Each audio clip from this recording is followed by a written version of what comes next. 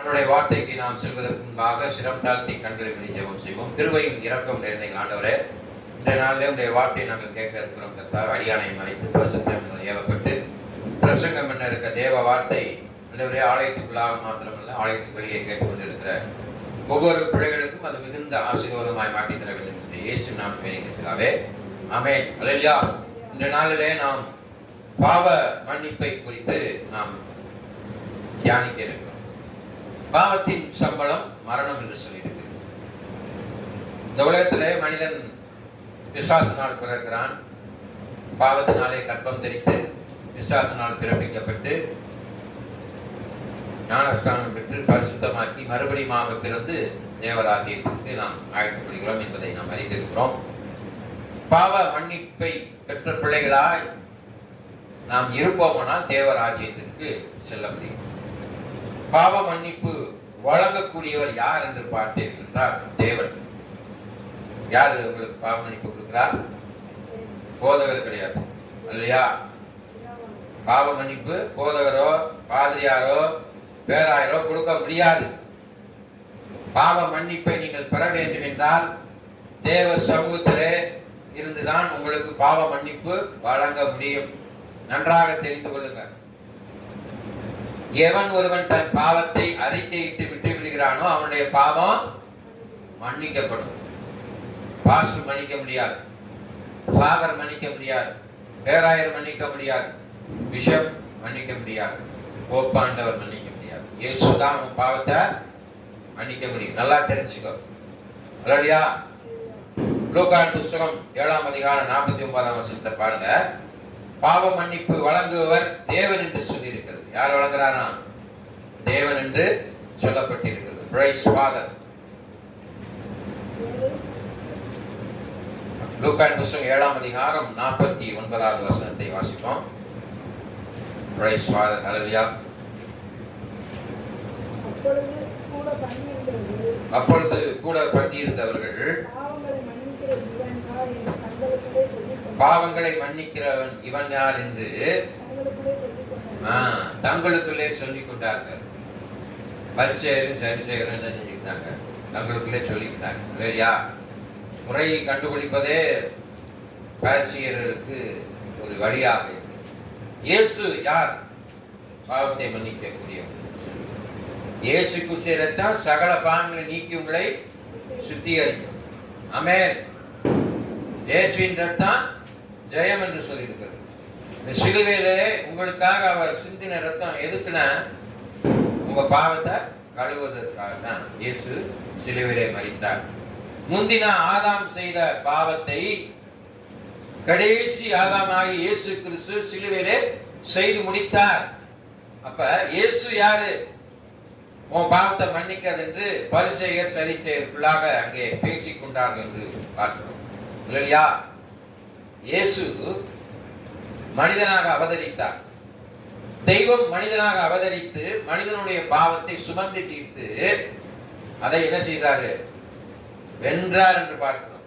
அங்கே மார்க் புஸ்தகம் 2:7 வாசிப்பாருங்க. மார்க் புஸ்தகம் 2ஆம் அதிகாரம் 7ஆம் வசனத்துல சொல்லி இருக்குது. மார்க் புஸ்தகம் 2ஆம் அதிகாரம் 7வது வசனம். இவன் இப்படி தேவ தூஷணம் சொல்கிறது என்ன? தேவன் ஒருவரே அன்றி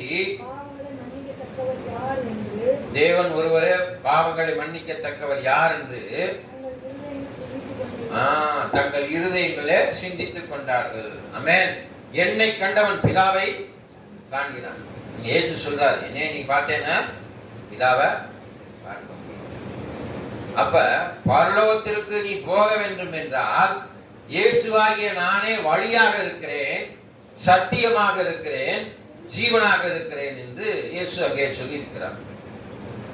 ஒருவரும் இந்த உலகத்திலே கெட்டு போகக்கூடாது என்று பேரன்பு கொண்டு எல்லோரும் பரலோகத்துக்கு வர வேண்டும் என்ற நல்ல நோக்கம் கொண்ட பிதாவானவர் தன்னுடைய ஒரே பேரான குமாரனை உனக்காக எனக்காக தந்தறினார். அவர் தந்தனுடைய நோக்கம் நம்ம எல்லாரும் பரலோகத்துக்கு வரணும்னு சொல்லி.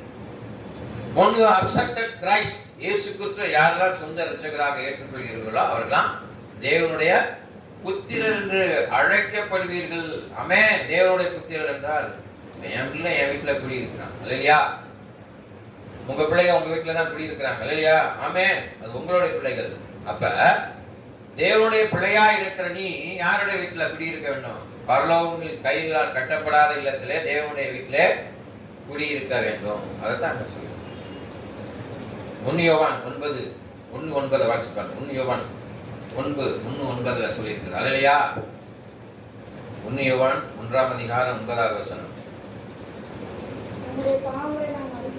நம்முடைய பாவங்களை நாம் அறிக்கையிட்டால் பாவங்களை நமக்கு மன்னித்து, பார்த்தீங்களா? பாவங்களை மன்னிப்பது மாத்திரமல்ல, எல்லா அநியாயங்களையும் நீக்கி நம்மளை சுத்திகரிப்பதற்கு அவர் உண்மையும் நீதியும் உள்ளவராக. பாவத்தை மன்னிப்பதற்கு மாத்திரமல்ல, எல்லா அநியாயம். என்ன அநியாயம் செய்றீங்க? இங்க கவனிங்க.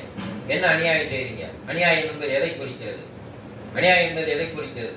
தேவனுக்கு விரோதமாக, பெற்றோருக்கு விரோதமாக பேசுவது, ஊழியத்திற்கு விரோதமாக பேசுவது, சபைக்கு விரோதமாக பேசுவது, ஊழியத்திற்கு விரோதமாக பேசுவது, உன்னுடைய வயதிற்கு முதியவர்களை நீ விரோதமாக பேசுவது அநியாயம். அநியாயம் செய்யக்கூடாதுன்னு சொல்லியிருக்கு இல்லையா? என்ன அநியாயம்? That against to the human being. ஒருத்தருக்கு விரோதமாக பேசக்கூடாது. புத்தி சொல்லிக் கொள்ளுங்கன்னு சொல்லி நல்ல புத்தி சொல்லணும். நல்லா கவனிச்சுக்கோங்க. அதான் அநியாயம். அதையும் மன்னிக்கிறார் ஆண்டவர். பாவத்தை மாத்திரமல்ல, நீ அநியாயம் செஞ்சேன கர்த்தருக்கு விரோதமான காரியத்தை செய்வாயானார். அருவருப்பான காரியம் எவ்வளவு நடக்கும், சொல்ல முடியாத காரியம் நடக்கும். அல்லேலூயா. சொந்த பிள்ளையை கொண்டுறாங்க. சொந்த பிள்ளை, மனைவி குடிப்பழக்கத்தில் இருக்கிற புருஷனுக்கு பணம் கொடுக்கவில்லை என்றால் பிள்ளைகளை கொண்டு விடார். ஆமென். மனைவியை கொலை பண்ணினார். அல்லேலூயா. மனைவியானவள் கள்ளக்காதலினால் புருஷனை கொண்டுறாங்க. பிள்ளைகளை தூக்கி கிணத்துக்குள்ள போட்டு கொண்டுறாங்க. இத்தனையோ கொடூரமான காரியம், அநியாயமான காரியம். அதையும் ஆண்டவர் மன்னிக்கிறார். விட்டுவிடணும். அதை அறிக்கைக்கு விட்டு விடுவாயனா. அதில் தொடர்ந்து இருந்தேன்னா இப்ராஹிம் 6ஆம் அதிகாரம் 6வது சொல்லியிருக்கோம்.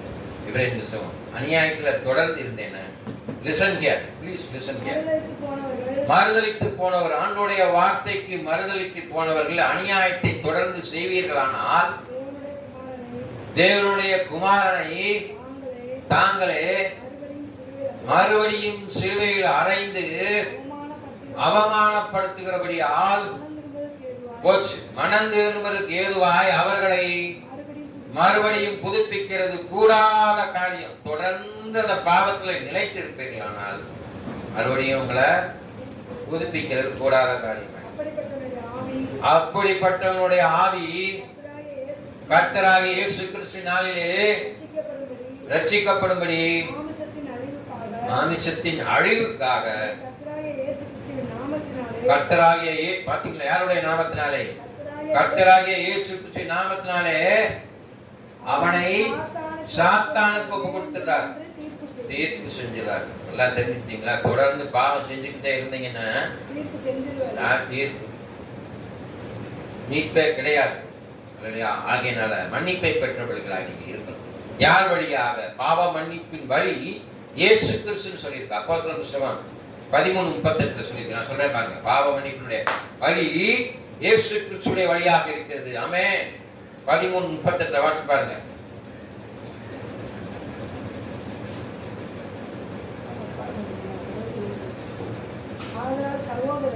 ஆதலால் சகோதரரே, இவர் மூலமாய் உங்களுக்கு பாவ மன்னிப்பு உண்டாகும் என்று அறிவிக்கப்பட்டிருச்சு. யார் மூலமா? இயேசு மூலமாக பாவ மன்னிப்பு உண்டாகும்படி அறிவிக்கப்பட்டிருக்கிறது. ஆமென். இயேசுதான் ரட்சகர். யாரு? இயேசுதான் ரட்சகர். இயேசுதான் உன் வாழ்க்கையில தலைவர். இயேசுதான் வழி, இயேசுதான் சத்தியம், இயேசுதான் ஜீவன். இயேசு இல்லாம ஒண்ணுமே செய்யவே முடியாது. அங்கே வேதவசனம் சொல்லுவார். அதே மார்க் புத்தகம் நம்ம 2:7 வாசம், அதே மார்க் 2:9 வாசிப்பாங்க. 2:9 வாசிங்க. உன் பாவங்கள் உனக்கு மன்னிக்கப்பட்டது என்று சொல்வதோ, எழுந்து உன் படுக்கையை எடுத்துக்கொண்டு நட என்று சொல்வதோ எது எளிது? எது எளிது? பாவங்கள் மன்னிக்கிறதா எளிதா இருக்கும்? படுக்கையை எடுத்துக்கொண்டு நட. முடவனை பார்த்து சொல்றார், படுக்கையை எடுத்துக்கொண்டு நட என்று சொல்லி அவன் உடனே விசுவாசித்தான். படுக்கை எடுத்துட்டு உடனே நடந்துட்டான். அல்லையா? அது எளிது. ஆனால் உன்னுடைய பாவம் மன்னிக்கப்பட வேண்டும் என்றால் மிகவும் ரொம்ப கஷ்டம். ஏன்னா நம்ம மறுபடியும் பிசாசம் நம்முடைய சிந்தனை பொல்லாத காரியங்களை விதைத்து அந்த சிந்தனை இருதயத்துக்கு வந்து இருதயத்திலிருந்து டக்குன்னு அனிச்சை செயலாக சரீரத்தில் செயல்பட்டு விடுகிறது. அதனாலதான் உங்கள் அவயங்களை அசுத்தத்திற்கு ஒப்புக் கொடுக்காமல் உங்கள் அவயங்களை பரிசுத்தத்துக்கு ஒப்பு கொடுங்க. ஆமென். பாவ படுக்கையை எடுத்துக்கொண்டு நட. பாவ படுக்கையை விரிக்காத, சாபத்தை வாங்கிக் கொள்ளாதீர்கள், மனம் திரும்புங்க. இயேசு ஒருவரே உங்கள் வாழ்க்கையிலே எல்லாவற்றையும் மன்னிக்க கூடியவராக.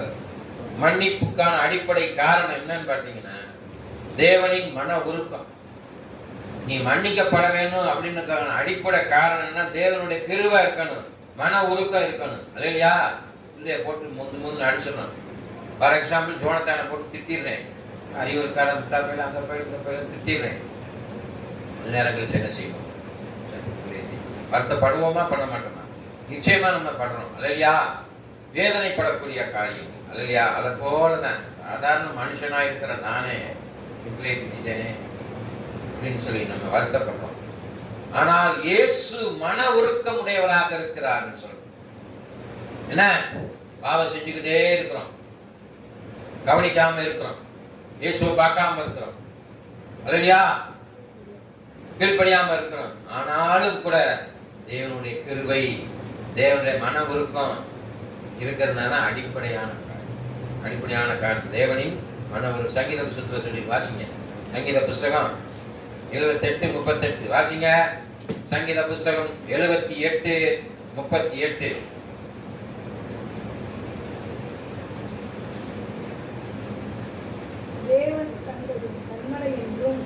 தேவன் தங்கள் கண்மலை என்றும் 38.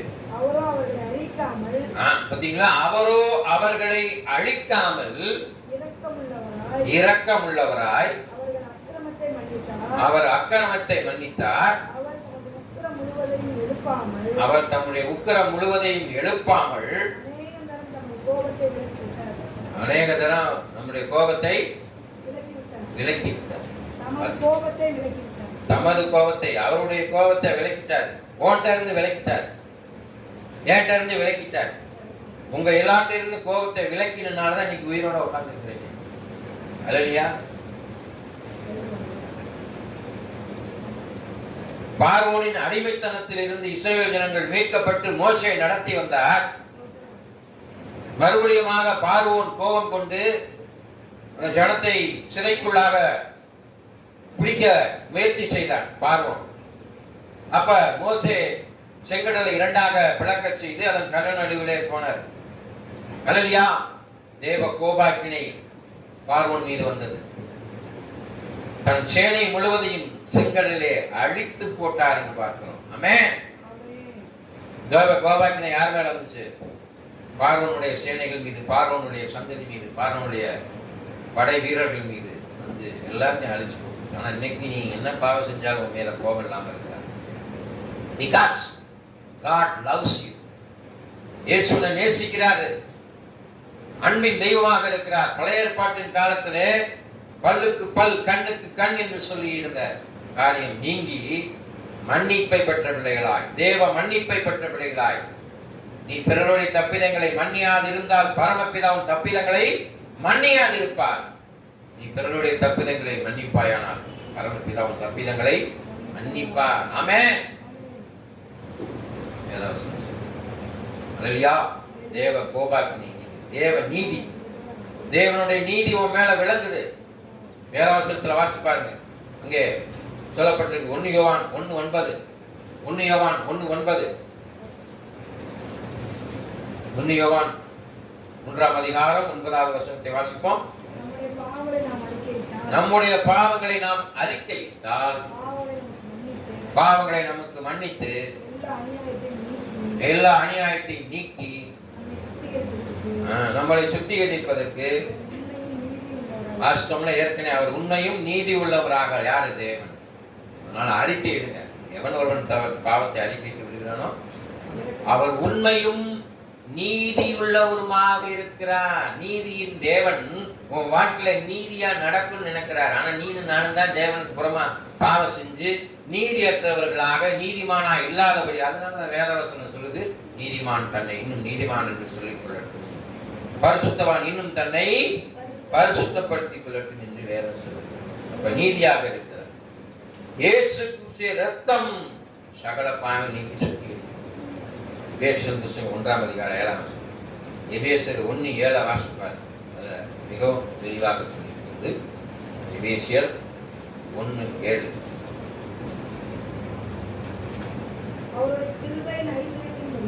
அவருடைய கிருபையின் ஐஸ்வர்யம். ஐஸ்வர்யம் ஐஸ்வர்யம் என்பது செல்வம். செல்வம் செல்வம் செல்வம் தான் ஐஸ்வர்யம். அவருடைய கிருபையின் ஐஸ்வர்யம் உங்கள்கிட்ட இருக்குது. அவருடைய இரக்கத்தினாலே அவருடைய இரத்தத்தினாலே பாவ மன்னிப்பாகிய மீட்பு கிறிஸ்துவுக்குள் நமக்கு உண்டாயிருக்கிறது. யாருக்குள்? இயேசு கிறிஸ்துவுக்குள். நமக்கு என்ன எத்தனை காரியம் சொல்லப்பட்டிருக்குது? 3 காரியம் சொல்லப்பட்டிருக்கு. பாருங்க, முதல்ல என்ன சொல்லப்பட்டிருக்கிறது? கிருபையின் ஐஸ்வர்யம், இவருடைய இரத்தத்தினாலே பாவ மன்னிப்பாகிய மீட்பு. அங்கே பாத்தீங்கன்னா மீட்பு, ரத்தம், அப்புறம் கிருபை. இந்த 3 காரியத்தை இருப்பதனாலே நீங்கள் கிருபை பெற்ற பிள்ளைகளாய் பாவத்திலிருந்து மீட்கப்படுவதற்கு இயேசுவே வழியாக இருக்கிறார். ஆமென். அல்லேலூயா. அதனால இயேசுவை இறுக பிடித்துக் கொள்ளுங்க. இயேசுவை இறுக பிடித்துக் கொள்ள வேண்டும் என்றால் இயேசு கிறிஸ்து சொல்றார், நான் உனக்கு ஒரு தேற்றவாளனை செல்கிறேன். அந்த தேற்றவாளன் உனக்கு அறிவாக, எண்ணமாக, செயலாக இருந்து உன்னை வழிநடத்துவார். பரிசுத்தாவியானவர் உங்களுக்குள்ள வரவிடணும். அசுத்தாவி இருந்துச்சு. There is a 2 kind of spirit. அசுத்தாவி, பரிசுத்தாவி. Satanic spirit, Holy spirit. There is 2 spirits. எந்த ஸ்பிரிட் உங்களுக்குள்ள இருக்கு? எபிரேயர் புத்தகம் 9:2 வாசிங்க. எபிரேயர் புத்தகம் 9ஆம் அதிகாரம் 2வது வசனத்தை வாசிங்க. பரிசுத்த ஸ்தலத்திலும் எப்படி எனில் ஒரு கூடாரம் உண்டாக்கப்பட்டிருந்தது. அது முந்தின பாகத்தில் குத்துவிளக்கும் மேஜையும். அது பேர் என்ன தெரியுமா? நீங்க வாசிக்கிறது பேரு புல்பிட், ஆல்டர், டாபர்நாக்கல் என்று பேர் அதற்கு. ஆமென். இருந்தன. பரிசுத்த ஸ்தலம். அங்கே 2 பரிசுத்த ஸ்தலம் இருக்குது. அன்பான தேவ பிள்ளைகளே, அதை ஒரு நாள் உங்களுக்கு டீச் பண்றேன். Holi place and most Holi place என்று சொல்லப்பட்டிருக்கிறது. Holi place and most Holi place. பரிசுத்த ஸ்தலம், மகா பரிசுத்த ஸ்தலம் என்று சொல்லி அன்றைய காலத்துல அந்த லேவியர்களுடைய கால்களில் சங்கிலியை கட்டி அனுப்புவாங்க. பரிசுத்த ஸ்தலத்துக்கு முன்னால் இருப்பான். அவன் பரிசுத்த ஸ்தலத்துக்கு விட்டு மகா பரிசுத்த ஸ்தலத்துக்கு போகும்போது அவன் அபாத்திரமா இருப்பானால் அவன் மறித்து போயிடுவான். அதனால சங்கிலியை கட்டி அவனை வெளியே இருப்பாங்க. யாரும் உள்ள போக முடியாது இல்லையா? ஆனால் எல்லாத்தையும் குறித்து பரிசுத்த ஸ்தலத்தை இங்க விட்டுருக்கிறார். ஆண்டவர் எங்க வருவாரு? மவுண்ட் சயன். மறுபடியும் அவருடைய வருகை எங்க இருக்குமா? சீனாய் மழை மீது. Heaven will come to the earth சொல்லப்பட்டிருக்கு. அதாவது நான் உங்களால் டீச் பண்றேன் இல்லையா? அன்பான தேவ பிள்ளைகளை இதெல்லாம் பெற்றுக்கொள்ளணுமே. நீ பாவத்தை அறிக்கை. இயேசு கிறிஸ்துவின் இரத்தத்தினாலே நீ கழுவப்பட்டு இருக்க வேண்டும். மன்னிக்கப்படும் பாவங்கள், எல்லா பாவங்களும் மன்னிக்கப்படும் பாவங்கள் பார்த்தீங்கன்னா அங்க என்ன சொல்லி எல்லா பாவங்களும் மன்னிக்கப்படும் என்று சொல்லியிருக்கு. பாருங்க, சங்கீத புத்தகம் 32:1-2 வாசிக்க. எல்லா பாவங்களுக்காகவும் இயேசு கிறிஸ்து சிலுவையிலே சுமந்து மன்னித்து விட்டார். இந்த பாவம் தான் மன்னிக்கப்படும். எல்லா பாவத்தையும் ஆண்டவர் மன்னிக்கக்கூடியவராக. சங்கீத புத்தகம் 32:1-2 ஆகிய 2 வசனங்கள். எவனுடைய மீறுதல் மன்னிக்கப்பட்டதோ, எவனுடைய பாவம் மூடப்பட்டதோ அவன் பாக்கியவான். இல்ல, முதல்ல நீங்க தெரிஞ்சுக்கணும். எவனுடைய பாவம் மன்னிக்கப்பட்டதோ, எவனுடைய பாவம் மூடப்பட்டதோ இல்லையா அவன் பாக்கியவான். யார் மூடுறா? உன் பாவத்தை இயேசு கிறிஸ்து மன்னிக்கிறாரு, பிதாவனர் அதை மூடி விட்டுறாரு. இயேசு கிறிஸ்து மன்னிக்கிறார் உன் பாவத்தை, பிதாவனர் சுத்தமா க்ளோஸ் பண்ணி உன்னைய கிங்டம் ஆஃப் தி ஹெவன் KOHக்கு கூட்டு போயிறாரு. எங்க கூட்டு போறாரு? கிங்டம் ஆஃப் ஹெவன், தேவராஜ்யத்திற்கு உன்னை அழைத்து சென்று விடுகிறார். ஆமென். அன்பான தேவ பிள்ளைகளை, அங்கே வேத வசனத்துல மறுபடியும் வாசிங்க.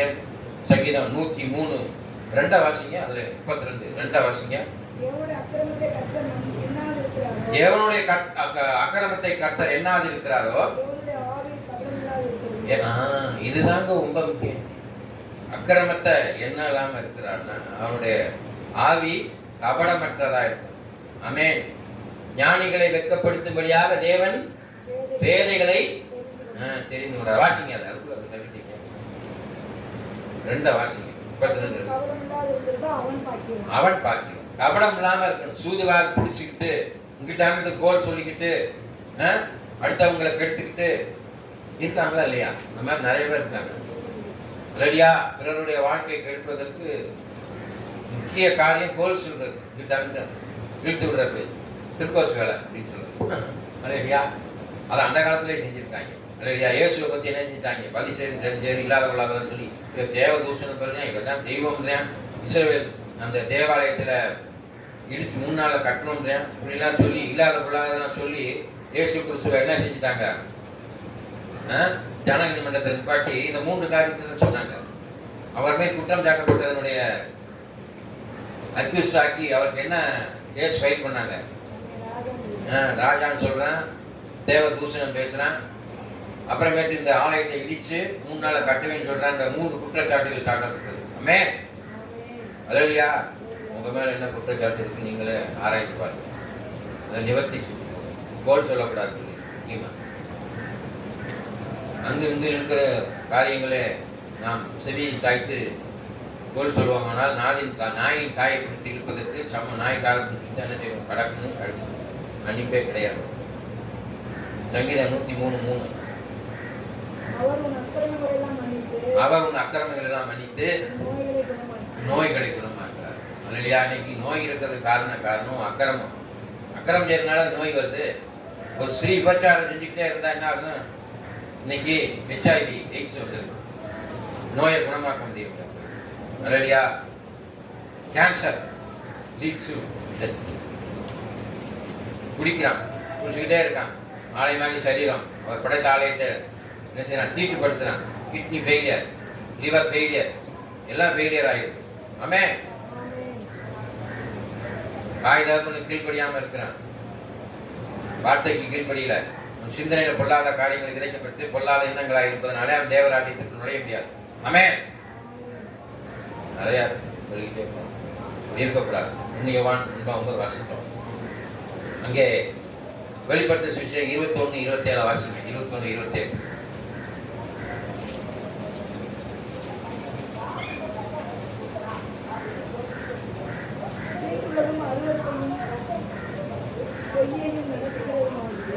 தீட்டுள்ளதும் அருவருப்பும் ஆகிய பொய்யையும் நடப்பிக்கிறதும் ஆகிய ஒன்றும் அதுல எதுல பிரவேசிப்பதில்லை? பரலோகத்துல பிரவேசிப்பதில்லை. ஆமென்.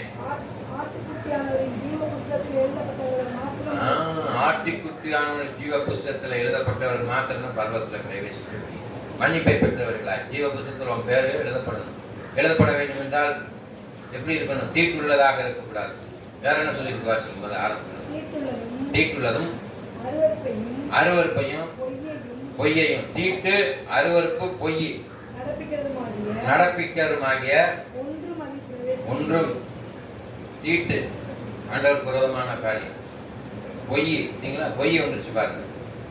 அருவருப்பு என்ன? அருவருப்பு என்ன? தேவனுக்கு விரோதமான பாவம். லஸ்ட் தான் இச்சை, காம இச்சை, சுய இச்சை. இதெல்லாம் வந்து போக முடியாது. அன்னைக்கு விரோதமா நீங்க புரிச்சேன் எத்தனையோ பொம்பளைகளை சேர்த்து அதெல்லாம் போக முடியாது. வெளியா தேவராஜ்யத்திற்கு ஆண்டவர் அழைத்து செல்ல வேண்டும் என்றால் அருவருப்பானவை, தீட்டானவை, பொய்யானவைகளை நீங்கள் வைத்திருப்பதனால் பிரவேசிக்க முடியாது. ஆமென். இறுதியாக அங்கே மன்னிப்பு விசுவாசிகளுக்கு சொந்தமாக்கி விட்ட சொத்து. உனக்கு என்ன சொத்து? மன்னிப்பு தான் சொத்து. இயேசு உனக்கு மன்னிச்சிட்டாருன்னா அதான் இந்த கிரேட் ப்ராஃபிட். 1 யோவான் 2:12.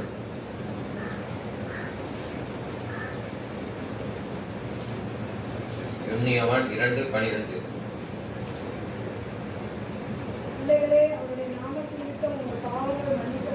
பிள்ளைகளே, அவர் நாமத்தின் நிமித்தம் உங்கள் பாவங்கள்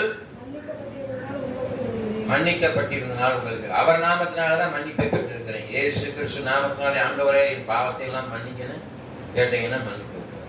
ஆமென். மன்னிப்பை பெற்றிருக்கிறாய். உங்க இல்லங்களிலே சென்று உங்க வீடுகளை வாசிங்க. தயவுசெய்து நீங்க இது உங்க சொத்துன்றதுக்கான அத்தாச்சி பாப்பா கவனிங்க. என்ன போய் வாசிக்கன்னு தெரியுமா? லூக்கான் புத்தகம் கேட்பேன் நான். 7வது அதிகாரம் 36 to 50 வரைக்கும் போய் வாசிங்க. I will come and ask you. என்ன சொன்னா லூக்கா 7ஆம் அதிகாரம் 36 to 50 வரைக்கும் வாசிங்க. அது என்ன சொல்லிருக்கு தெரியுமா? மன்னிப்பு விசுவாசிகளுக்கு சொந்தமாகிவிட்ட சொத்து. இந்த உலகத்தில் உள்ள ஆஸ்தியெல்லாம் அழிஞ்சிரும். மன்னிப்பு தான் ஒரு சத்து. சொத்து. லூக்கா 7ஆம் அதிகாரம் 36 to 50 வரைக்கும். லூக்கா 7:36 to 50. Go and read in your home. கர்த்தர் உங்களை ஆசீர்வதிப்பாரா. கண்களை முடிச்சவங்க மிகுந்த இரக்கமும் கிருபையும் நிறைந்த எங்கள் ஆண்டவராகிய இயேசு கிறிஸ்துவே, இந்த கால வேளையிலே பாவ மன்னிப்பின் நிச்சயத்தை பெற்ற பிள்ளைகளாய், பாவ மன்னிப்பை வழங்கப்பட்ட பிள்ளைகளாய், பாவ மன்னிப்புக்கான வழியை இயேசு கிறிஸ்துவாக இருக்கிறார். பாவ மன்னிப்பதற்கான அடிப்படை காரணம் தேவனின் மனதுருக்கமும் தேவனின் நீதியும் கிறிஸ்துவின் இரத்தமும் எங்கள் வாழ்க்கையிலே எங்களை மாற்றக்கூடியதாக இருக்கிறது நாங்கள் அறிந்திருக்கிறோம். ஆகையினால் எங்களை முழுமையாக ஒப்புக் கொடுத்து பாவ மன்னிப்பின் நிச்சயத்திலிருந்து விடுதலை பெற எங்களுக்கு உதவி செய்ய வேண்டும். இயேசுவின் நாமத்தில் வேண்டுகிறேன் பிதாவே. ஆமென். என் ஆத்துமாவே கர்த்தரை ஸ்துதி. என் முழுமே பரிசுநாமத்தை ஸ்துதி. என் ஆத்துமாவே கர்த்தரை ஸ்துதி. கர்த்தர் சகல பாக்கியம் ஆண்டவராகிய இயேசு கிறிஸ்துவின் கிருபையும் பிதாவாகிய தேவனுடைய அன்பும் பரிசுத்த ஆவியின் நன்மையும் இப்பொழுதும் எப்பொழுதும் சதா காலமும் கர்த்தர்